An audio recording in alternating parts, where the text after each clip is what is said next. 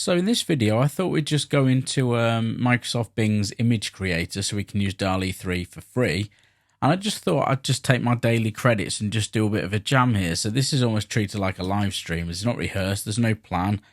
I'm just going to start typing up some things, and I'll just talk about what we see and what we do. Like I said, it's completely zero planned on this. And we're just going to see what it gets us. Like I said, I'm not going to skip anything. I'm not going to fast track anything. I'm just going to start typing some stuff and we'll just see what we can get. I might do more of these kind of sessions across both the free version and the paid version, and also Photopea, where we just sort of, it's just more of a casual, longer sort of, like I said, live stream kind of thing, but I'm not streaming. So we just typed in here t-shirt mock-up template just to see if we could get some ideas for, some t-shirts that we could, some images that we could use to put some mock-ups onto. So I'm just going to make this a bit more realistic. I'm going to get a photo of t-shirt mock-up template black. Let's try that. And I put a t-shirt mock-up template because I thought it would give us what it has, which is sort of like a product shot of a t-shirt, like a floating invisible mannequin type shot. If I'd have just put t-shirt or plain t-shirt, it probably would have showed it someone wearing a t-shirt or something like that. So when you're doing things like this, just try and think of words that would potentially help you get to where you're going. So photo of a t-shirt mock-up template black. So putting a photo has now brought in some other elements that aren't as desirable. This one down here is quite nice. You could definitely use that, but it's a little bit, you could see how it's just made the whole image almost grayscale instead of just making the t-shirt black. And these other ones, it's put designs on the t-shirt, which is obviously not what we'd want. I mean, if you really like this one, this super creased image here, you could definitely have a good go at removing those logos and things in Photopea. Do you know what? We'll do that later on in this video. I'll take this image. I'm just going to download it. We'll take this image. We'll upscale it, and we'll remove those logos in Photopea. So we've got like a really crumpled plain t-shirt to use as a base, just for a bit of fun. Okay, so let's try something different. So instead of photo of a t-shirt mock-up template, let's just put photo of a plain t-shirt. I'm just going to put invisible mannequin. Now, I've not spelled that right. Mannequin, right. Now, see if this works. In the sort of the industry, invisible mannequin shots are a bit like the first shots we had here before we put a photo in, which is where they look like they're sort of worn by an invisible person. So, not really. So imagine these bottom two, but where you didn't see the actual mannequin, you just saw like the inside of the back of the t-shirt. And that's done with a combination of styling techniques and also post-processing. But it's a really common look you see on e-commerce at websites and things like that. But that's quite a good, image to use for a t-shirt mock-up. This one's really nice because it almost shows it in a kind of warehouse or print shop backroom kind of scenario. So if you had your own t-shirt business or your own design business, even if you were doing print on demand, this could be a great image asset you could use. So I'm going to download that as well. I think we could probably do something interesting with that. And if not, I'll give you a link to download it in the description anyway, so you can use it for yourself if you want. Now, it's important to note that while we're looking at these assets here, these images, because we're in the Bing version of Dall-E 3, we couldn't actually use anything in here to print on something and sell it, because it's not got a commercial license, unlike the ChatGPT version. So what we can do here, though, is generate images that we could use maybe on our website or, Instagram or any kind of social media to just show off our designs, or just our ideas of t-shirts or business. And then the actual designs for the t-shirts themselves that will be printed onto the t-shirts will have to be made either in Photopea or Dall-E 3, the ChatGPT version, where you've got complete commercial license. So photo of a plain t-shirt invisible. Let's try something here. Photo. I'm gonna try and put it on a model now. So photo of a man wearing a plain white t-shirt. Photo of a. Let's give it a bit more specific.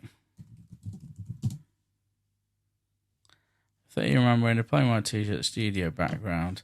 Right, let's just create and see what that gives us. I kind of going along the theme, as it's turned out, I'm going along the theme of sort of t-shirt, e-commerce, mock-ups here, potential images you could use. So we go through a couple of t-shirt ideas of them lying down, and now we're looking at some kind of shots of someone wearing them.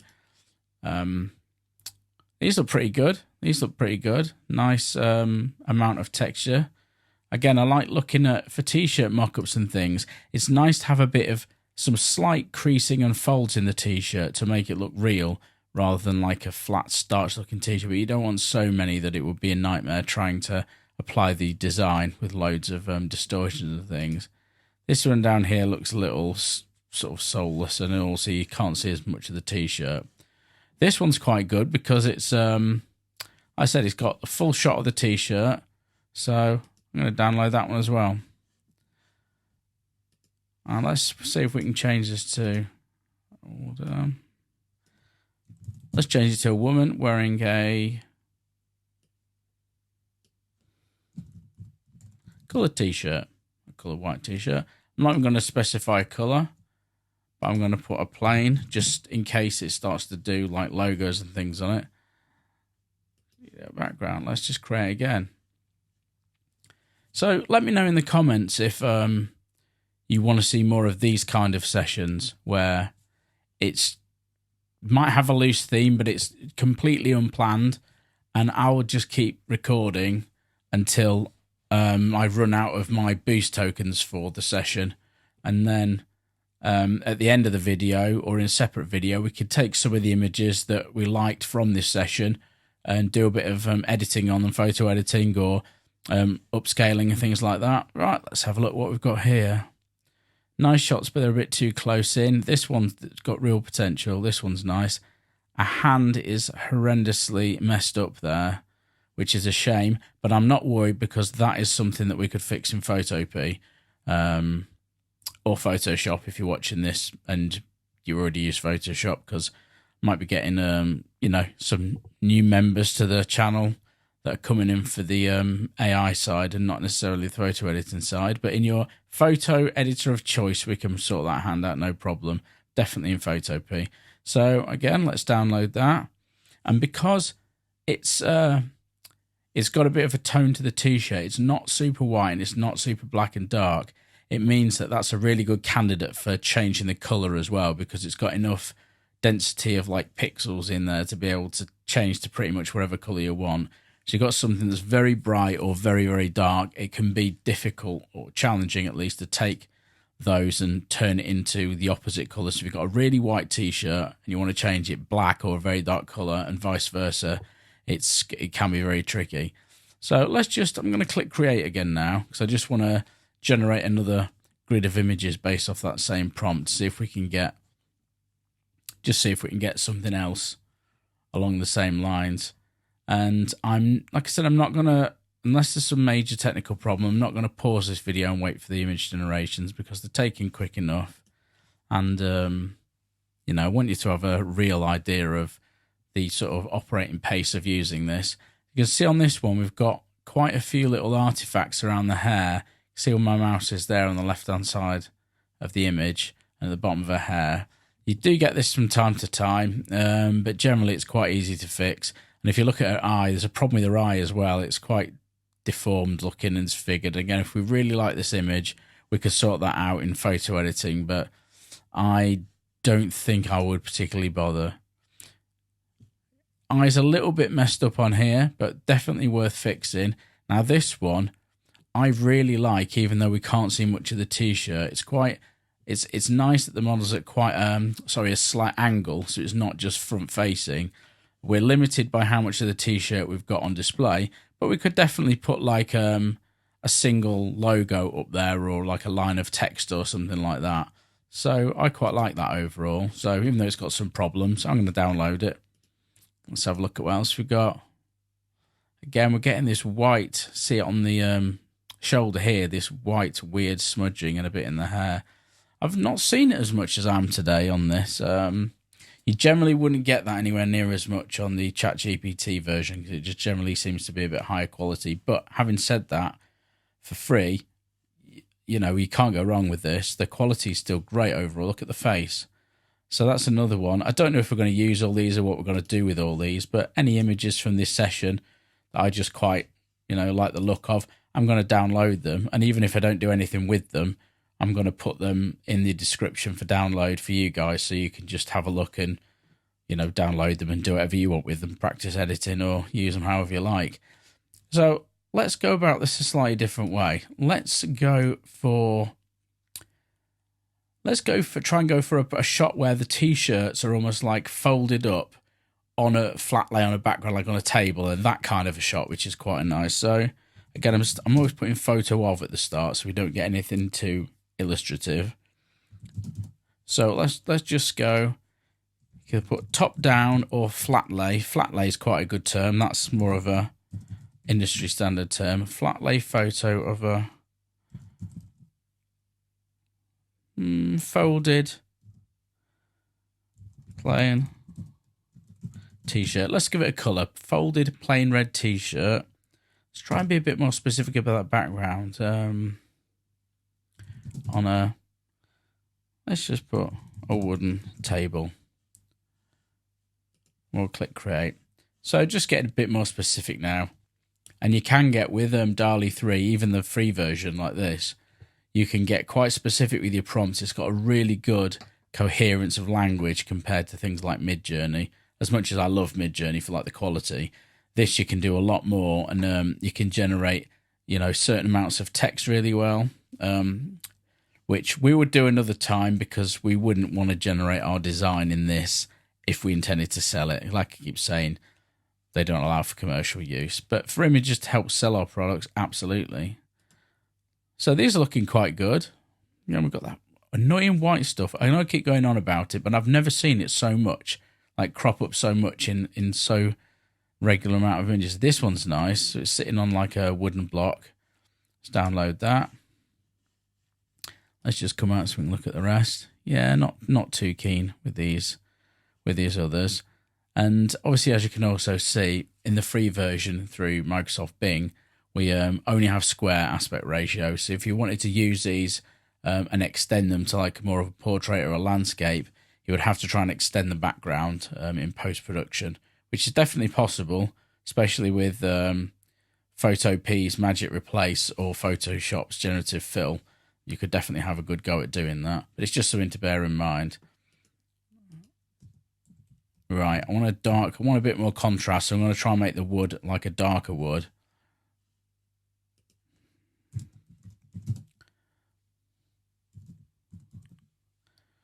So I like that when it's put some props in around the outside. That's what I'm calling them anyway. And on some of them, it's a bit plainer. So I'm going to add with props on at the end. So I'm just hopefully going to encourage all the images to have some of the little bits of interest in there rather than being too plain. We'll see how it copes with that instruction. Oh, now this is more like it. Yeah, this is what I had in my head at the start when I put wood. Dark wood. See how it's just popped that contrast now with a red t-shirt. So let's go into these and look at them one at a time. Now, this one's great. I love how it's got the camera at the top, and it's actually come out really well. It's like a Fuji camera. That looks like one of the Fuji models of camera, digital cameras, and some trainers there. It's just a knife. Well, if you can see what it is, really nice. And it makes the t-shirt really stand out against that background. It's absolutely a keeper. So I'll download that. And that's one that I'll definitely give to you guys to use as well, because you could change the color of this t-shirt. You could easily make a mock-up file in Photopea or Photoshop where you take that t-shirt, you could get a layer to easily change the color with a layer mask, and then you could have a smart object with a design on it that you could easily change, And that's the kind of image that you could use loads of times for loads of different t-shirt designs to like show off on social media. This one, it's a little bit cluttered for my liking. Again, same concept. It doesn't have the one sleeve sticking out and the other one's not. I don't really like that, so I'm going to move. This one seems a bit strange. It's like a bit wishy-washy still, not as much contrast, and I don't know what these things are on the left, these round objects. They're just miscellaneous looking. When you're making images, especially in AI software, where it tends to just put some random things sometimes, you really want to focus on what the story is, like what are the objects, and if you can't identify what they are, either just skip on to the next image or just remove them. So this one's kind of nice. I like the phone in the background there. The camera down here looks weird. So if we're to use this shot, I'd have to remove some things. I'm not really that keen on that. I think number one's the winner for me, definitely on this one. So we've got some on like mannequins. We've got some on people. We've got some model shots. We've got a couple on the table. Let's just try something else. So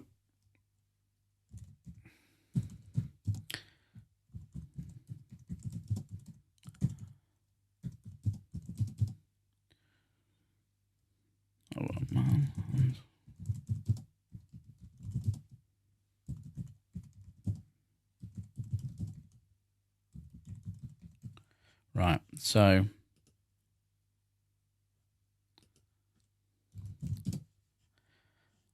so what I'm hoping for here is, as it kind of sounds, more of a lighter, brighter, higher key, more colourful kind of thing going on. It's got a bit more energy to it, and it's not as dark, and it's like kind of like going for the opposite. So if you've got like t-shirts or anything with like more upbeat slogans or things like that, relating to like summary, or let's have a look.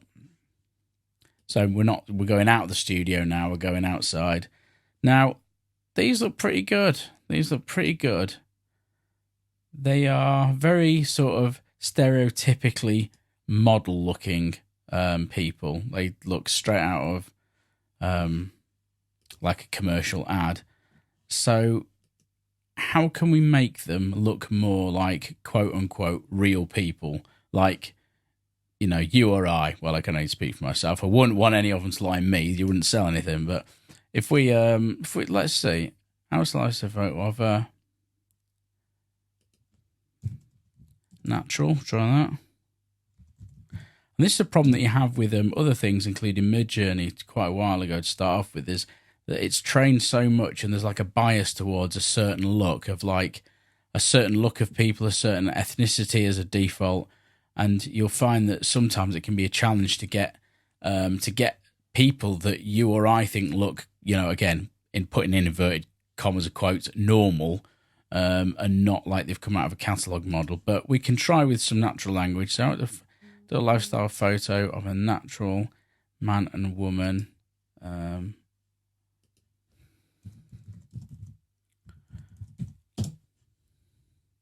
Let's try that. Again, you can, by putting some emotion into it, happy, smiling, and then natural, that can kind of force images away from looking a little too staged. This is supposed to be more of a casual shot. Casual might have been a good word to actually try in there. I'm looking for something that's a little bit more... I mean, this is kind of... It's better in terms of the emotion side.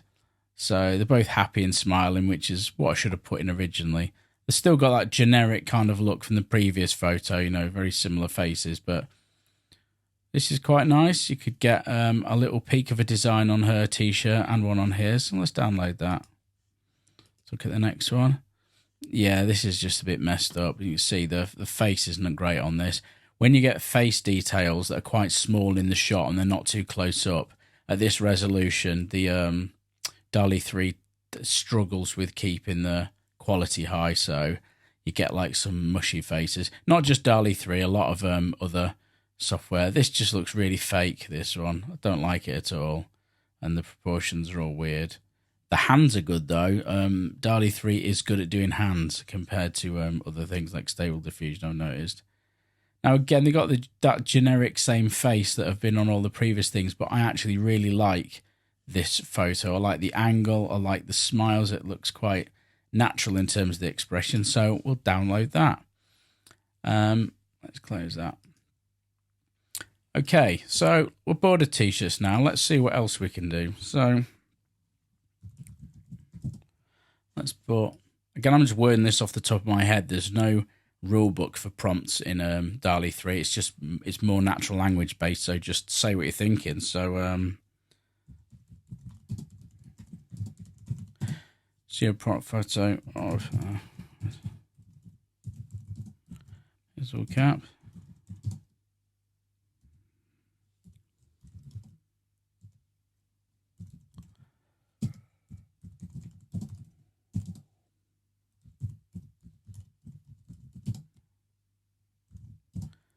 Okay, I didn't talk there because if I talk and type at the same time, bit of a multitasking conundrum for me. So we'll see how it's going to do with some text now.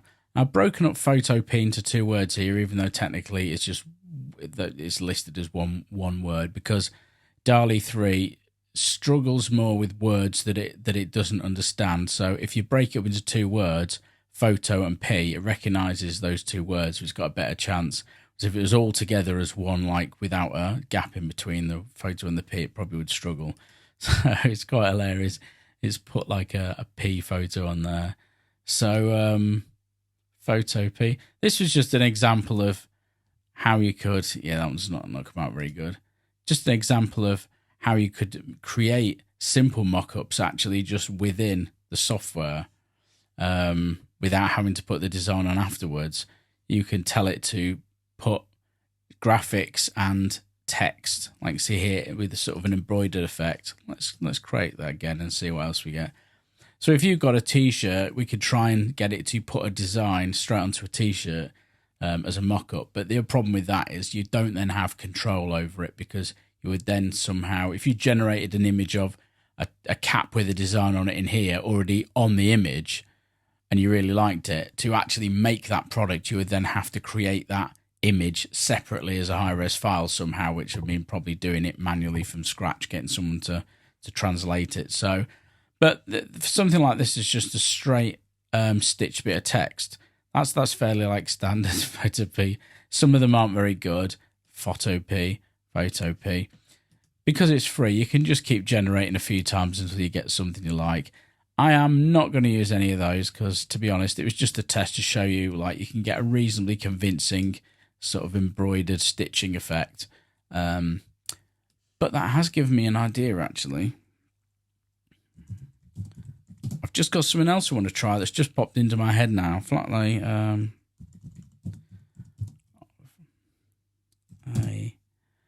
let's put a jacket patch. I don't know. Let's just make something up.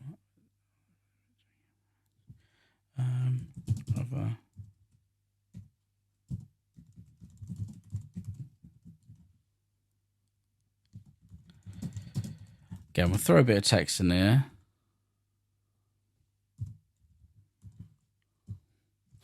See what it does with this.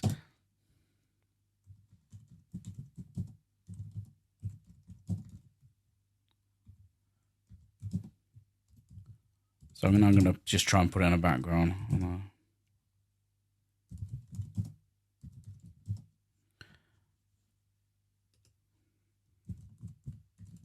On a plain coloured paper background. Now in my head I've got a rough idea of what I mean by this. I don't know if it's going to give me that, which is that kind of where you get a couple of different colours of paper layered on top of each other. It's kind of a pretty standard background. I should have used the word layered, but we'll see what it gives us anyway. Just seeing how it actually generates like patches. Oh, that's really good. I've not tried this before at all, but I just thought as we're on the lines of embroidered stitch things, let's see how it does with creating fake patches. Now, again, the text got a bit messed up there, but that looks really, really convincing. And the fact they've got it next to some jeans or a jean jacket there, just as a little bit of context, is really nice. And you could fix that in like your photo editor, no problem. In fact, I'm going to download that. I actually really like that. Now that's shown, yeah, this is quite nice, and it's shown it in context of actually stitched onto a piece of denim, and it's got the meow with an exclamation mark at the end. That looks really good as well. I'll download that. That one's a little bit messed up, but, you know, B for effort, B plus for effort, meow. That's technically correct, but it just doesn't look as good as the others stylistically. It doesn't look as good. So I think that's like a really good, kind of avenue to go into. Let's try something else along the same lines. Flat lay photo of a jacket patch of a... No, I tell you what. I'm going to try something completely different. Flat lay photo of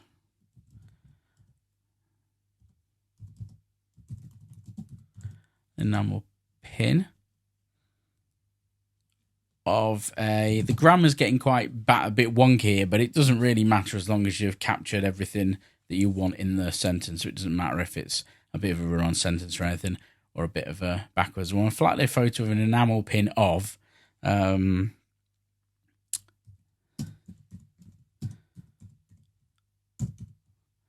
cute skull. I'm going to hope it gives us like a quite a minimalistic look, but I'm not going to put that in. I'll just see what it does first with that cute skull on a plain coloured. Let's put layered. I don't know if that's the right term for this. Plain skull, never colour background. So let's see how it makes enamel pins. See, it's just got me thinking. We went into t-shirts, caps, embroidered patches, and then I'm thinking, oh yeah, what about enamel pins? Like, they're quite popular. And again, you could use this as an inspiration if you get your own pins made. Yeah, this is that background is exactly what I had in mind for the previous thing, but I should have just put the word layered in. So let's have a look. Yeah, that's nice. They've come out really well, actually. I think this enamel pin thing is really something worth exploring if you're into that on here, because it's got a really nice, obvious, authentic look with like the outside of like the metal, and then the sort of the soft enamel look on the inside. This one's great. You've got a few more scattered around. That one looks more like a ghost, but yeah, that's great as well. Let's download a couple of these. Again, I'm just going to give all these images to you in the description, so if you wanted to mess around with them or do whatever you want.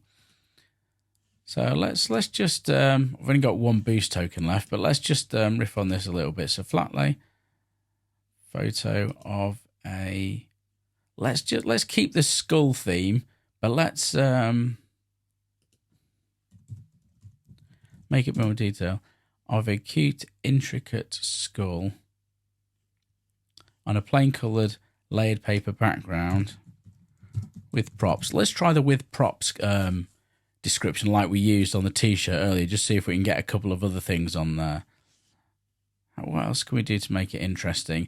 Like a photo of colourful enamel pin of a cute, intricate skull.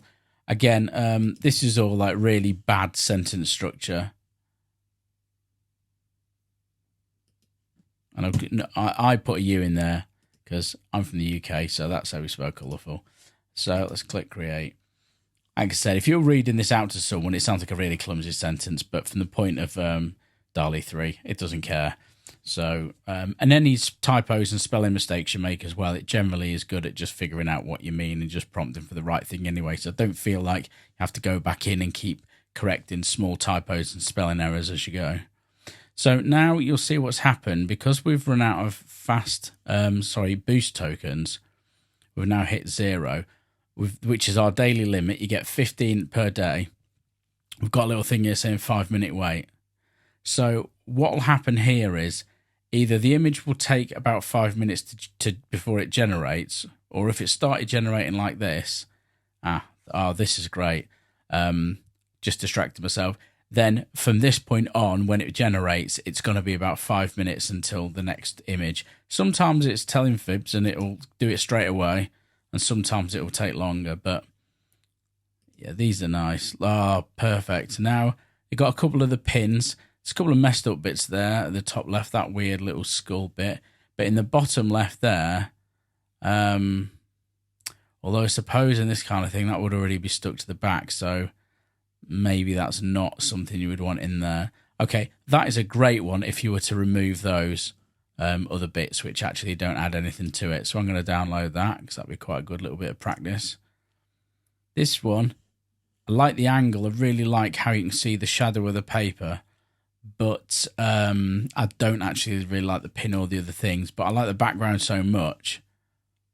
I'm going to download that and probably remove the background. Remove the item so we could use the background for something else. This one, it's all right. It doesn't strike me as being particularly attractive. What's quite cute is these little vaguely skull-shaped pins here, but obviously it's taken the enamel pin concept and sort of separated it out and made actual pins, which isn't what I want, but a couple of really good images there. And I'd like to actually, if I was doing this for real and I was getting some either ideas for myself or I was just making these for fun and putting up on social, I would probably find something that was working really well like this and just generate quite a few times.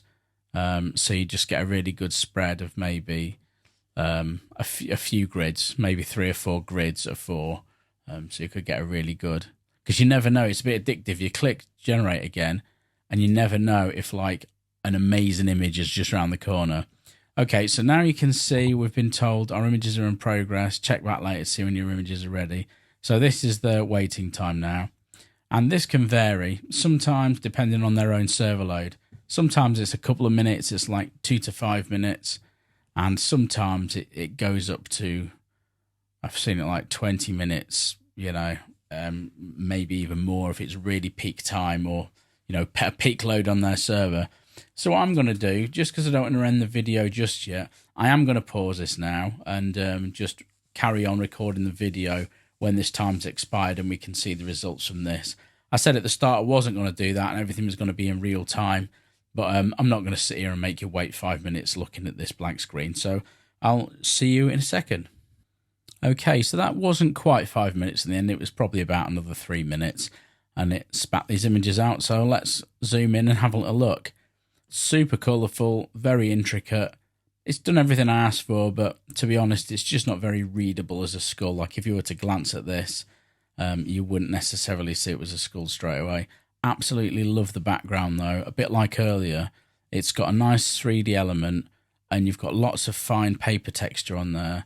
I would love to keep that and use that as just a background. So again, easy enough to remove that in post-processing. So let's download that. And again, it's given me inspiration now for maybe another video where we can just go create some plain backgrounds. So instead of with the product on, we can create a lot of different blank backgrounds to use for ourselves to put our own products onto, or just to use as backgrounds for Etsy stores, YouTube thumbnails, things like that. So let's skip. Yeah, I'm kind of regretting asking for the props on this one now because they're not really relevant. They're all a bit mismatched. And I also don't like the angle of this one. When it comes to things like this kind of product, it really works better to have like a top-down flat lay view, especially if you're making mock-up images for like an Etsy store or Shopify or any kind of e-commerce thing. To have the occasional image like this to show a different perspective is definitely good for variety, but the majority of images probably look more consistent if they're completely top-down. Yeah, don't like that one at all. That one, interesting, but don't like it. Okay, so probably wasn't worth waiting the 5 minutes for these for you, to be honest, but I did really like the paper background to that first one, so I'll definitely download that. Now, what I can do here is I can either wait another 5 minutes and generate it again, but I don't think that's probably a good idea. So now I've used the credits up, what I'm going to do is I'm going to jump into Photopea and we'll do some basic editing on some of the images that we downloaded from the session. So I'll see you there in a bit. Right, so we actually downloaded 17 images from that session just now, which was more than I thought. And before we dive into Photopea and edit a couple of them, I'm just going to show you a very quick upscaling process using Gigapixel AI, which is what I personally use and have used for years. This isn't going to be a full tutorial. I'm just going to do it so you can see how quick the process can be. And then we will take that enlarged image into Photopea. And in this case, we will then be removing these emblems and logos from the t-shirt. Now, for the sake of keeping things fairly quick. I'm only going to upscale it by twice, but you can go 6 times or even more. And it's just really good at keeping sharpness and detail through some pretty incredibly large upscales. So I'm going to save this down, and then I'm going to bring it back into Photopea, and we shall carry on with the editing. Now, it's just worth to note that Topaz Gigapixel, there is a link to it in the, I put a link in the description below. It's an affiliate link, so if you did decide to go and purchase it, then I may get a small cut from that, just for the sake of being transparent. I'll always mention it's an affiliate link, but I'm not sponsored or anything like that. I've used this for years, and I've always been touting it as my personal favorite choice. So there is a cost association, but if you can afford and justify it, it's definitely worth a look. So I will join you back in a sec. Okay, so here we are in Photopea, and we'll just have a little look around at this t-shirt. As you can see, nicely detailed, and you can see all the grain of like the little bit of fabric texture still all in there after the upscale, which is really nice. Hopefully you can see that. The YouTube compression might just wash out some of those little fine details, but it's good to see that they are here. Now, before I start trying to remove these parts, the reason why I only upscaled it twice and not more in that initial stage was twofold.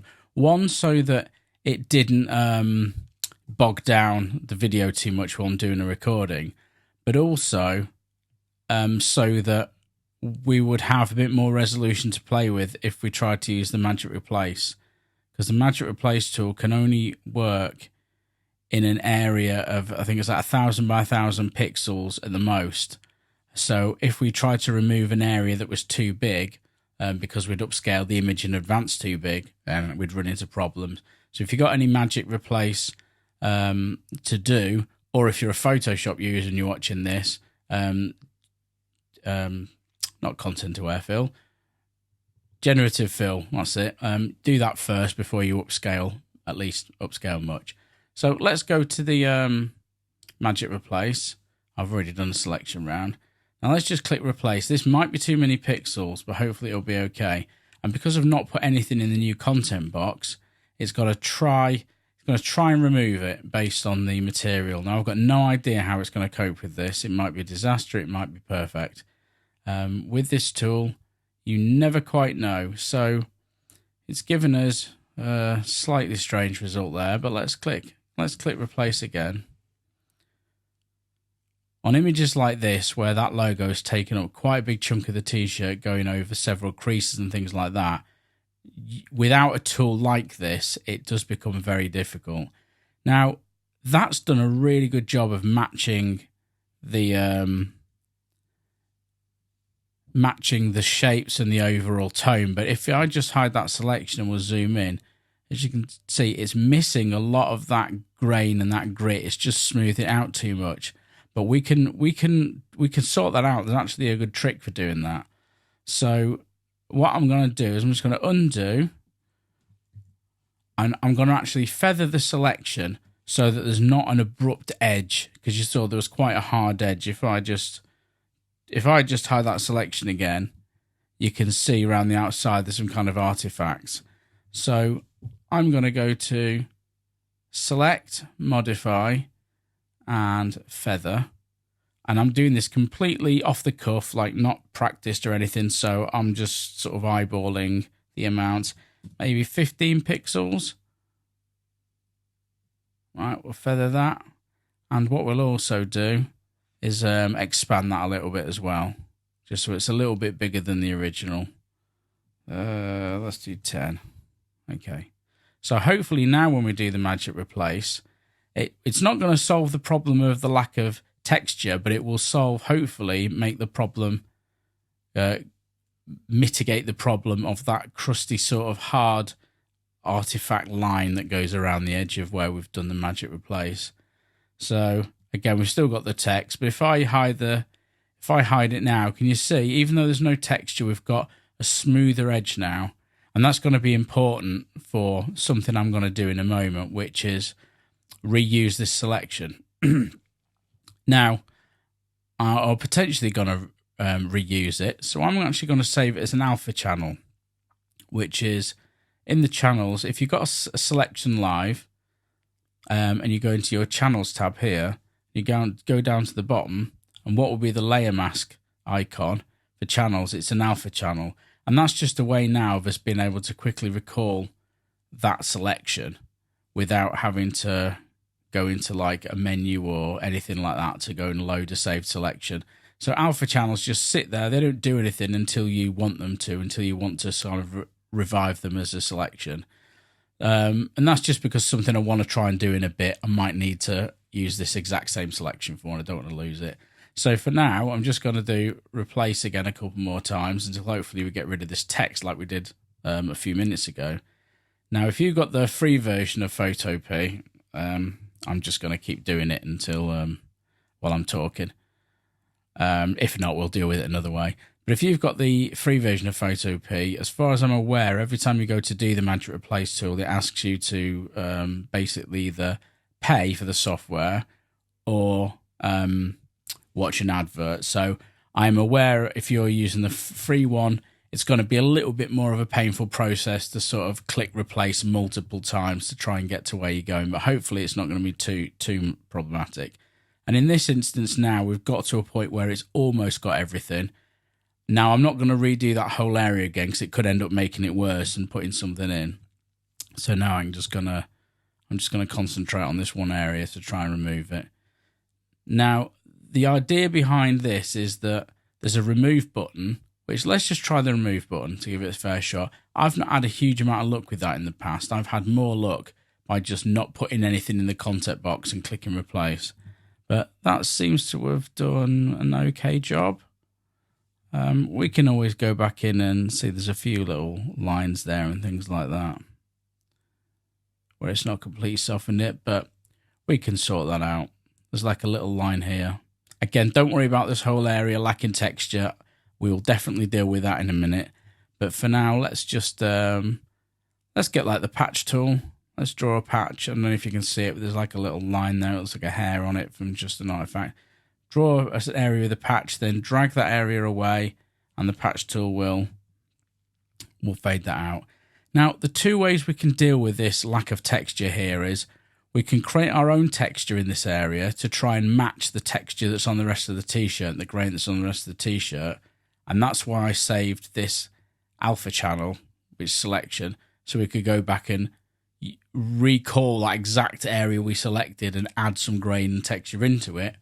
Or we could choose to try and remove the texture or the grain from the whole t-shirt and then replace it all with just like a layer of noise on the top. I'm not sure which one I'm going to do yet, but I'll make my decision when we've removed these two as well. So again, the same process for these. I'm just going to draw around. I'm going to use the Magic Replace tool to try and get rid of these. Let me just hold the shift key down and draw if you want to add to the selection if you've like missed a bit. So as you can see, you don't actually have to be on the Magic Replace tool to make the selection. So you can use whatever selection tool you like. Then you can go to Magic Replace and then do the replacement. So let's just try remove. If this doesn't work the first or second try, I'm actually going to just speed the video up and not talk, just so you don't fall asleep watching me trying to do this for the next however long. So as you can see there, that's actually not done anything at all. So let's click replace.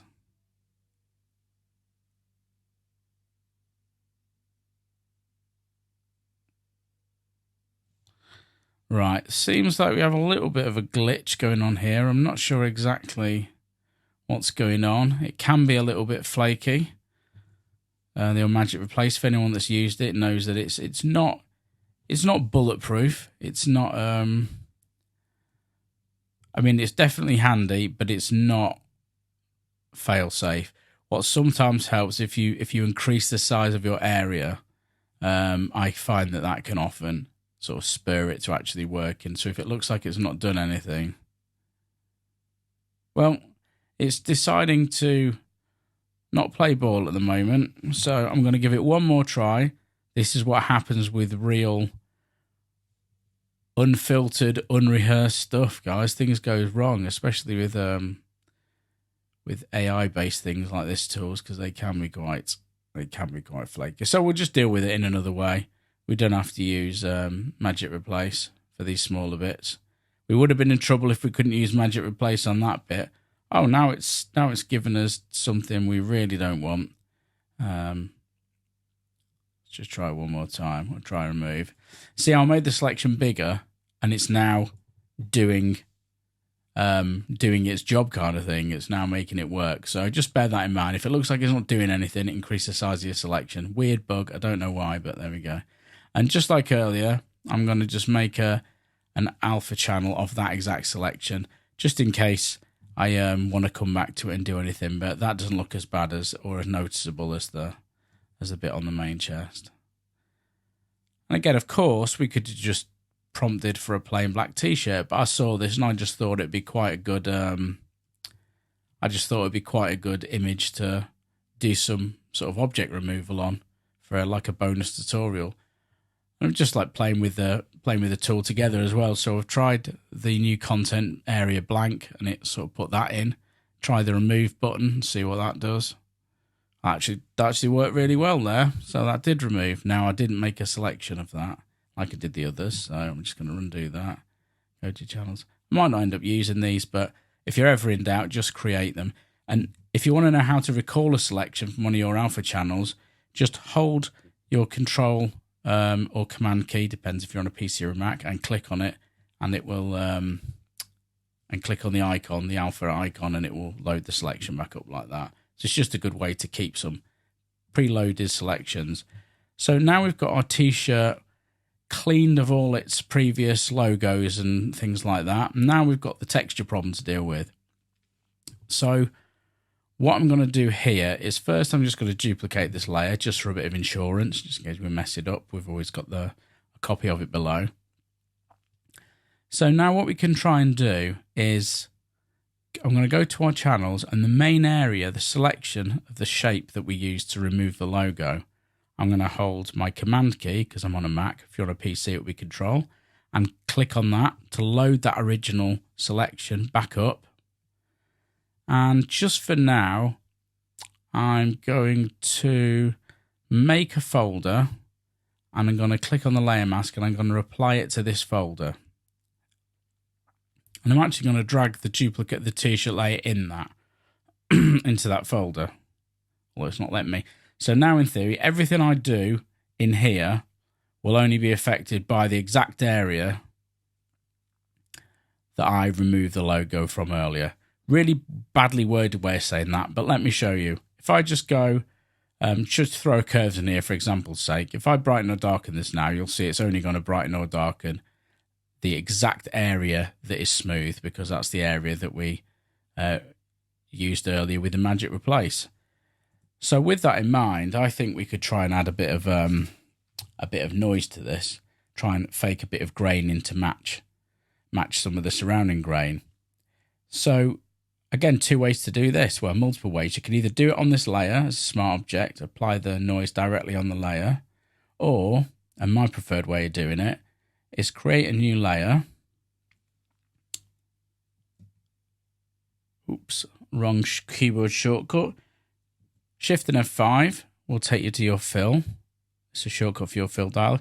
We're going to change it to grey and click OK. And then we're going to change the blending mode to soft light. Now, why we've done this is at the moment it doesn't make any difference. But if we now add noise, I'm going to actually make that a smart object as well. Sorry, guys, make that a smart object. And then you have to reset because it kicks out the blending mode. So smart object and then a blending mode. And this just means we've got ultimate flexibility. Anything that you think you're going to tweak or adjust, make it a smart object. It's just really helpful. So now we can go noise, add noise.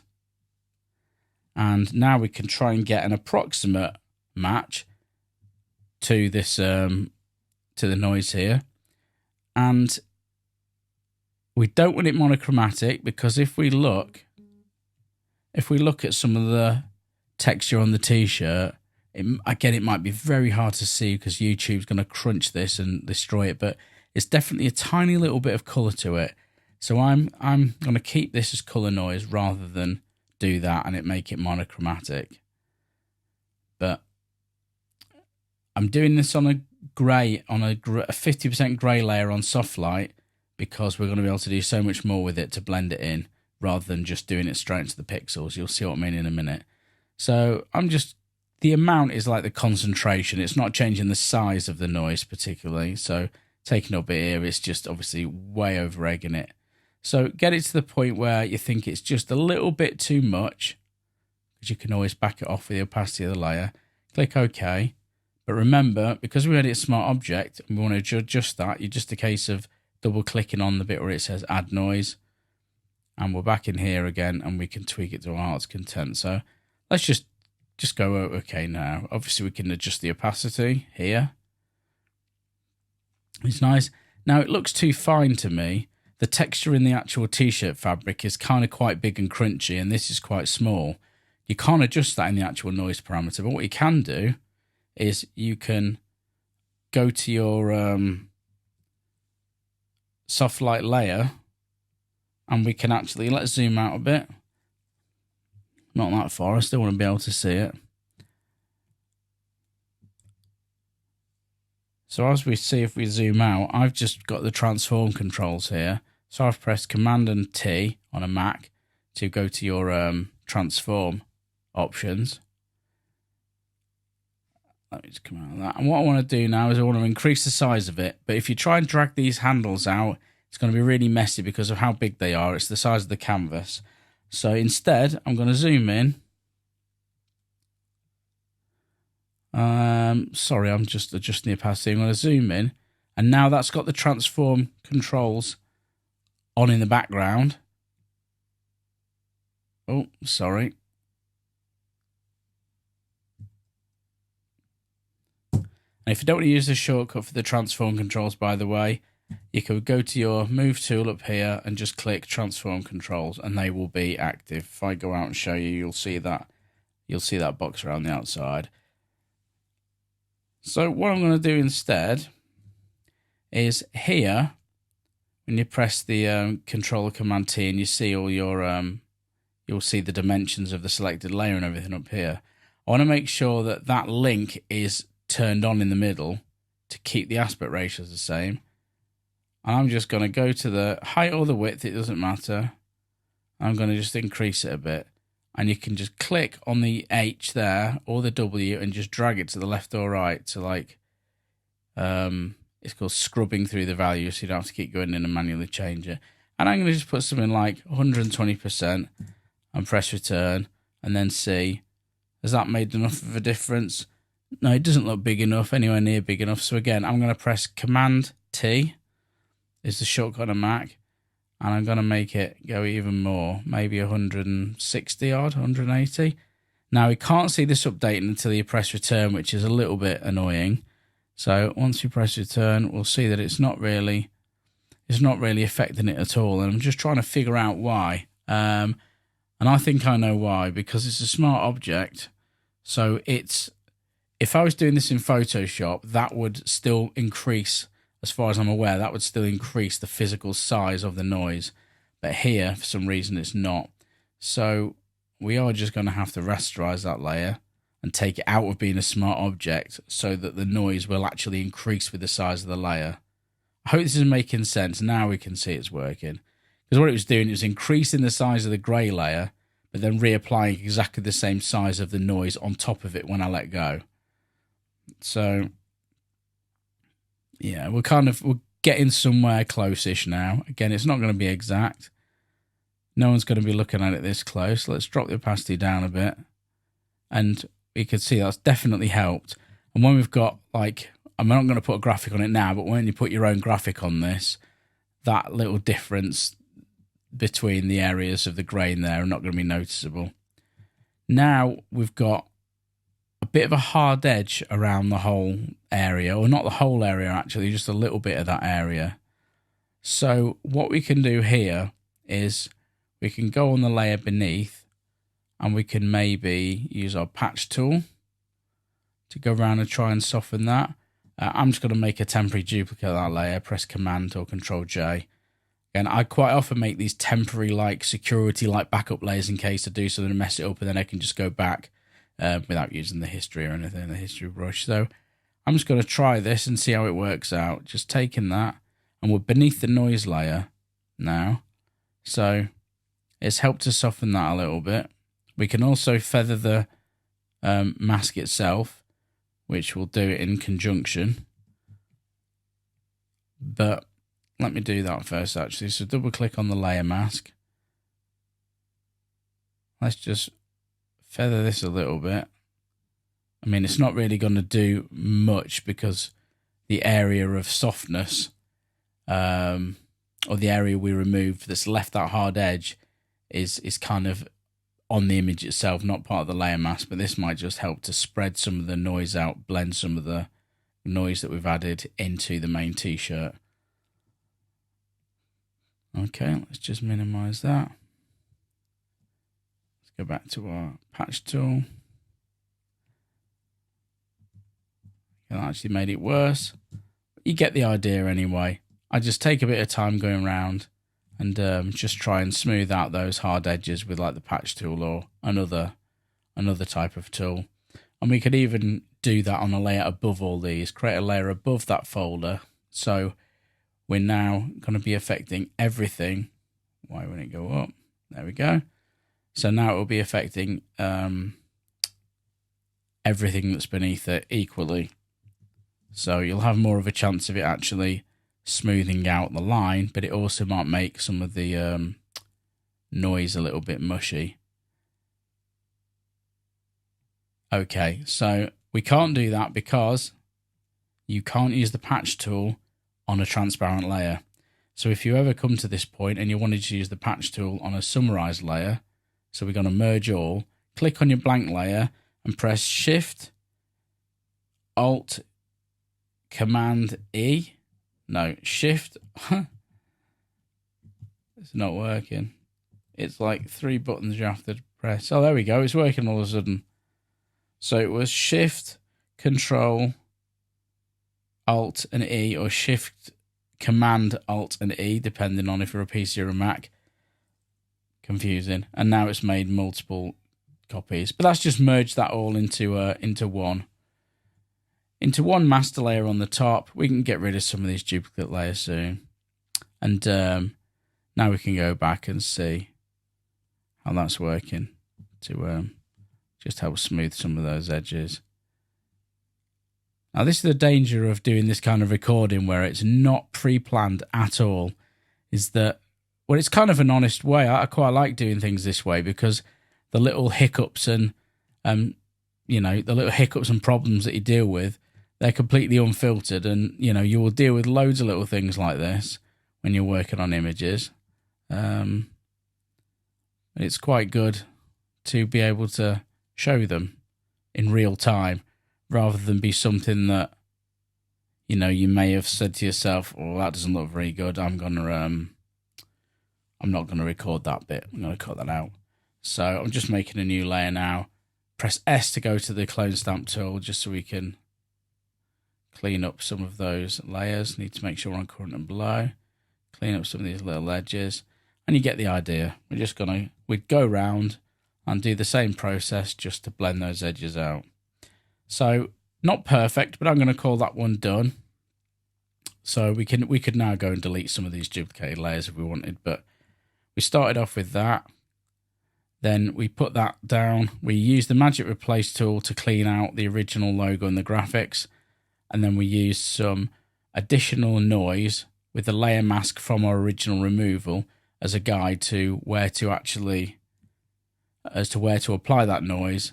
And then we did a couple of little adjustments to try and smooth the edges. Again, it's not perfect. You could carry on, spend about another 5 more minutes and get it looking really good. So that's that one. Let's move on to another image from the set. I'll be back in a second. Okay, so we've just jumped over to Photoshop just to see if the generative fill tool can do a better job. Now I know this is a bit of a cheeky move jumping into Photoshop on a channel currently called Photopea Pro, but just out of curiosity. So same sort of premise. You don't put anything in and it will try and figure out what should be there. Now, I don't think this is going to work either, to be honest. I think we're going to have the same problems we did in Photopea, just because of the size of the object and the planes of the background, or the style of the background. I think it's going to try and replace it with, I was going to say a similar object, but it's replaced it with, I don't know what, a little bit of papercraft. God knows what that is. But you can see and hear we get 3 choices, as horrendous as they are at the moment. You get 3 choices to choose from. And in both Photopea and Photoshop, you can work on like a reduction kind of basis, where if it creates something that you don't want, if it's smaller than the object that was originally there and it's created some of the extra background, you can keep going over the top of it, hoping to reduce it down small enough so that it will eventually get the hint and just get rid of it. That might work here, it might not. I'm not going to spend too much time on this. If this ends up being a fail as well,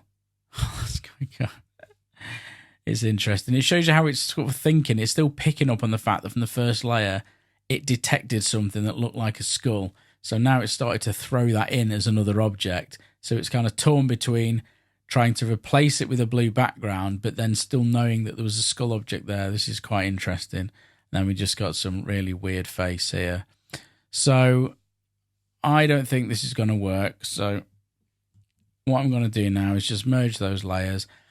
Honestly, I'm not going to bother going back into Photopea now. I'm just going to try some other techniques to try and get this moving. Let's try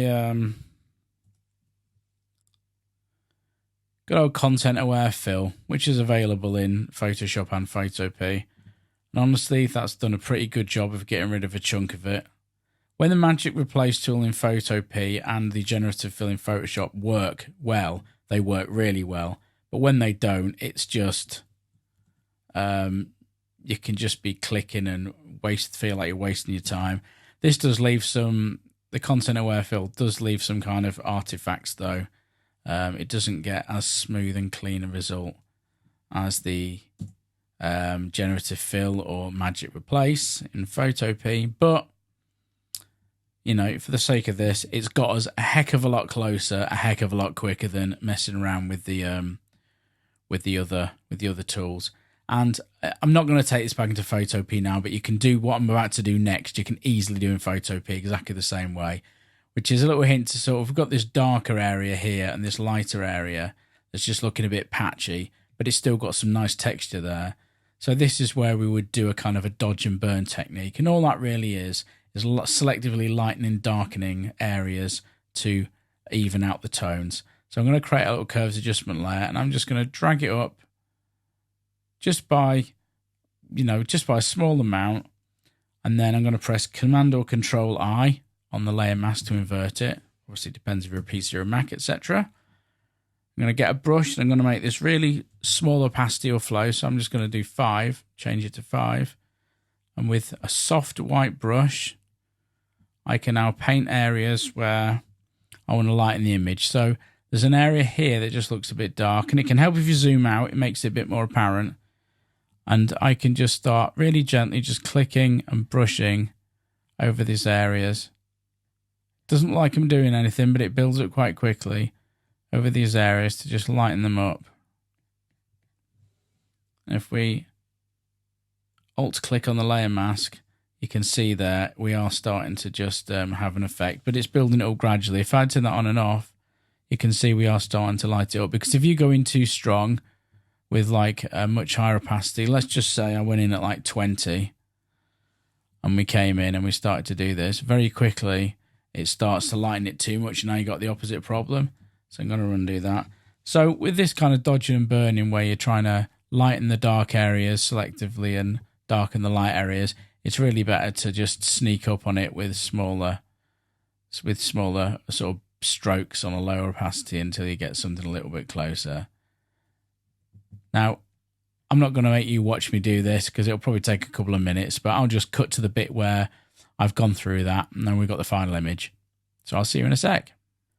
Okay, so here we're back in Photopea. I thought it was only right that we ended the video in Photopea. I did a little bit more work off the camera to just even out those tones, did a lot more little cleaning bits. It was actually a little bit more work than it first looked, because we needed to try and preserve as much of the texture as we could. And it's not perfect, But that is definitely a good enough base now to use for other things, to recolor the card and put our own products on. So I'll make sure I drop this version into the links for you to download as well.